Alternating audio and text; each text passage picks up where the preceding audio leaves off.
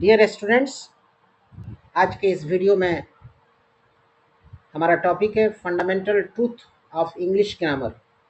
आज इसी टॉपिक पे हम आपसे बातचीत करेंगे और शब्दों को डील करेंगे। डिफरेंट वर्ड्स को हमने इकट्ठा किया है आपके लिए, ताकि वन बाय वन करके आपको समझाएं। It is very important words. तो चलिए शुरू करते हैं। पहला है केस। फर्स्ट है केस। किसी भी सेंटेंस में जो नाउन्स एंड प्रोनाउंस होते हैं उनका अन्य शब्दों से रिलेशन संबंध होता है, और कभी कभी इस संबंध को व्यक्त करने के लिए उनका रूप विकार भी होता है। इस चीज़ को इंग्लिश ग्रामर में केस बोलते हैं। ग्रामर में क्या बोलते हैं? केस बोलते हैं। जैसे आई और मी, ये फर्स्ट है, या हु और हुम सेकंड है, या रवि और रवीज। देखिए, रवि और एस के बीच में एपोस्ट्रॉफी लगा हुआ है, ये तीसरा है, थर्ड है। ऊपर लिखे हुए फर्स्ट, सेकंड एंड थर्ड में जो अंतर हैं वो उनके केस के कारण हैं। क्लियर है? मेरे ख्याल से ये आपको समझ में आ गया होगा। अब चलिए हम लोग दूसरा देखते हैं, क्लाउज। क्लाउज के संबंध में आया है कि क्लाउज शब्दों के उस समूह को बोलते हैं। क्लाउज शब्दों के उस समूह को बोलते हैं जिसमें एक सब्जेक्ट और एक वर्ब पाया जाता है। जैसे रमेश ईट्स, रमेश सब्जेक्ट है, ईट वर्ब है। ठीक है? जब वाक्य में एक से अधिक क्लाउजेस होते हैं तो एक से दूसरे सेंटेंस को जोड़ने के लिए हम एक कंजंक्शन का सहारा लेते हैं। जैसे Hari said that he was tired. ऊपर के सेंटेंस में दोनों क्लाउजेस दैट से जोड़े गए हैं। क्लियर है?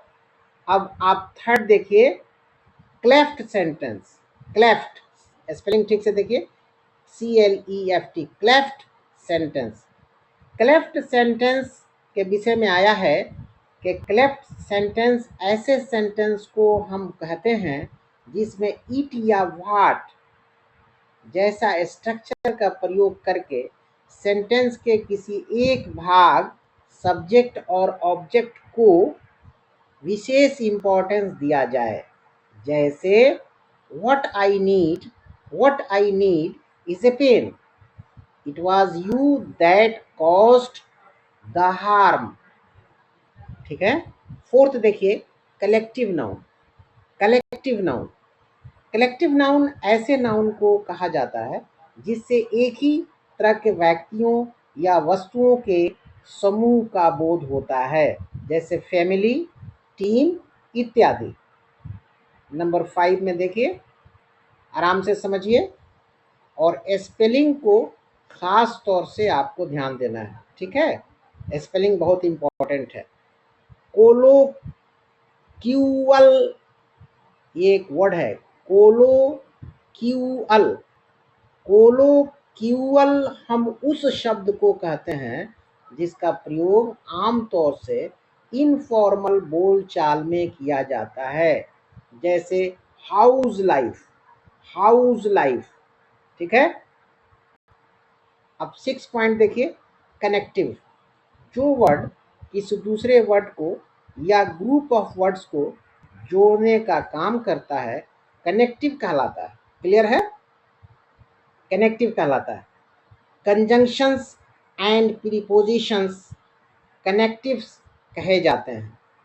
एडजेक्टिव्स, एडवर्ब्स एंड प्रोनाउंस भी कभी कभी कनेक्टिव्स का रोल पूरा करते हैं। ठीक है? अब नेक्स्ट देखिए, कॉमन नाउन। कॉमन नाउन के बारे में आया है कि ऐसे नाम को कॉमन नाउन कहते हैं जो किसी खास व्यक्ति या वस्तु का नाम नहीं लेकर उस जाति के प्रत्येक व्यक्ति या वस्तु का नाम हो। जैसे कैट, वाई, ईटीसी। ईटीसी का अर्थ होता है इत्यादि। नंबर 8 देखिए, compound word. Compound word, compound word उसे बोला जाता है जो दो या दो से अधिक पार्ट्स से बने हुए शब्दों को मिलकर एक मीनिंगफुल शब्द को जन्म दे, जैसे truck, driver, in spite of इत्यादि। नंबर 9 है कंपैरेटिव डिग्री। 9 नंबर है comparative degree. Comparative degree comparison के लिए बनी है। कंपैरिजन, तुलना, कंपैरिजन के लिए बनी है। जब एडजेक्टिव एडवर्ब से दो व्यक्तियों, वस्तुओं, क्रियाओं की तुलना करके ये पता चले कि एक में कोई गुण दूसरे से अधिक या कम मात्रा में है तो एडजेक्टिव एडवर्ब कंपैरेटिव डिग्री में कहलाता है।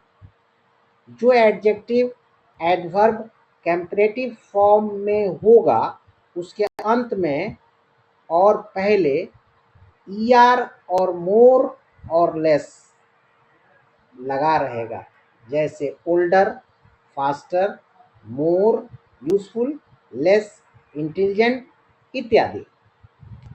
अब 10 नंबर में देखिए कॉन्सोनेंट। वो साउंड, कॉन्सोनेंट के विषय में है कि वो साउंड जो मुंह की सांस को बिना पूरा या थोड़ा रोके नहीं निकाला जा सके, कॉन्सोनेंट कहलाता है। इंग्लिश में ए, ई, आई, ओ, यू वॉवेल्स हैं और अल्फ़ाबेट्स के दूसरे लेटर्स वॉवेल्स को छोड़कर, जैसे एम, डी, टी, जी, एच, कॉन्सोनेंट्स हैं। अब 11 में देखिए कन्वर्सेशनल वर्ड। ठीक है, कन्वर्सेशनल वर्ड जिस वर्ड का प्रयोग बोलचाल में किया जाता है उसे कन्वर्सेशनल वर्ड कहा जाता है। ये 11 नंबर है। नंबर 12 में देखिए कंजंक्शन। जो वर्ड क्लाउजेज, जो वर्ड क्लाउजेज या सेंटेंसेस को जोड़ने का काम करता है उसे हम कंजंक्शन के नाम से पुकारते हैं, जैसे because, but, although, if, neither, nor इत्यादि। अब 13 में देखिए continuous verb form. Continuous verb form, continuous verb form का दूसरा नाम प्रोग्रेसिव है। प्रोग्रेसिव है वर्ब का वो रूप जो बी प्लस आईएनजी, वर्ब का वो रूप जो बी प्लस आईएनजी से बनाया जाता है कंटिन्यूअस कहलाता है। जैसे I am reading, I am reading, he was singing. Next देखिए कॉन्ट्रैक्शन। ये 14 नंबर है, 14। कॉन्ट्रैक्शन, अगर हम सब्जेक्ट और ऑक्सिलियरी वर्ब को जोड़कर या वर्ब और नॉट को जोड़कर एक शब्द बनाते हैं तब उस शॉर्ट फॉर्म को कंट्रैक्शन कहा जाता है। जैसे I am, who will, won't. देखिए आई और एम के बीच में एक डॉट कॉमा टाइप का लगा हुआ है, उसको एपोस्ट्रॉफी कहते हैं। ठीक है, I am, who will, won't etc.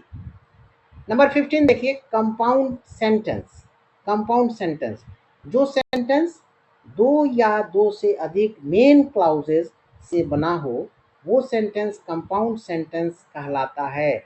जैसे he knocked on the door but no one answered. अब 16 देखिए कॉम्प्लीमेंट। 16 में है कॉम्प्लीमेंट। कॉम्प्लीमेंट सेंटेंस के विषय में आया है कि कॉम्प्लीमेंट सेंटेंस का वो पार्ट जो सब्जेक्ट या ऑब्जेक्ट के विषय में कुछ अधिक जानकारी देता हो कॉम्प्लीमेंट कहलाता है। जैसे he is the right person to help, he is the right person to help. Next है काउंटेबल नाउन। काउंटेबल, गिनने वाला, 17 है। काउंटेबल नाउन को हम काउंट नाउन के नाम से भी पुकारते हैं। वो नाउन जिसके पहले इंडिफिनिट आर्टिकल ए एन लग सके या जिसकी गिनती हो सके और प्लूरल फॉर्म भी बन सके, उसे हम काउंटेबल नाउन के नाम से पुकारते हैं या कहते हैं, जैसे बस, डॉग, ईटीसी। अब नेक्स्ट देखिए 18 number, conditional verb form. Conditional verb form. Conditional verb form verb का वो रूप है जो वुड या शुड के साथ प्रयोग किया जाता है, जैसे I would walk, I should write इत्यादि।